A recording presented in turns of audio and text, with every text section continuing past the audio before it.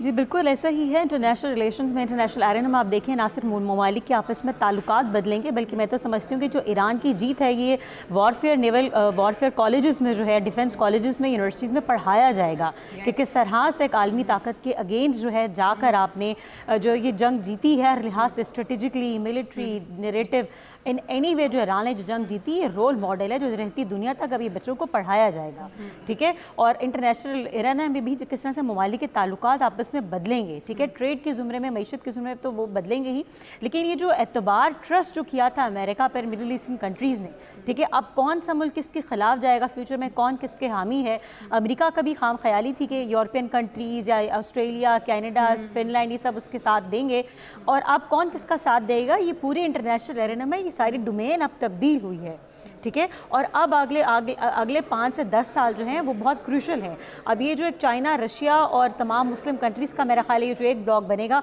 और दूसरे ब्लॉक में मेरा ख्याल है अमेरिका के साथ जो है वो इजराइल और इंडिया ही खड़े मिलेंगे आपको, या अफगानिस्तान के तालिबान। और एक यूएन का हाल भी आप लीग ऑफ नेशन जैसा देख रही हैं? नहीं, यूएन जो है वो एक डमी कैरेक्टर की तरह मेरा ख्याल है वो वैसे का वैसे ही रह गया, एक पपेट ऑर्गेनाइजेशन है कि अगर उसके अंडर जो है ममालिक ने मिलकर कुछ किया, अब वीटो की पावर जो है वो चेंज होगी, अब कौन किसको वीटो करता है, तो ये बहुत आगे तक तनाजुर में जो है ये डायनामिक्स जो है वो इंटरनेशनल लेवल पर ये चेंज होंगे। और अफगानिस्तान और इसराइल और इंडिया के अलावा मेरा तो नहीं ख्याल कोई इनके साथ खड़ा होगा। और when it comes to Afghanistan तो मैं ये भी क्लियर करना चाहूँगी कि we are not fighting against Afghanistan, we are fighting against TTP only. ठीक है, वो एक दहशतगर्द तंजीम जिसके खुद अफगानी खिलाफ है, वो दहशतगर्द तंजीम जिसको भारत ने दहशतगर्द करार दिया था, अब पूरे खत्ते में अकेला रह जाने के बाद उसी का दरवाज़ा खटखटाया जाके, और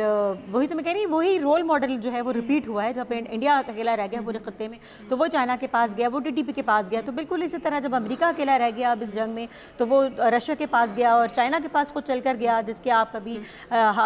खिलाफ मुखालिफ थे आपके, अब वही आपके इत्तेहादी बन जाएंगे।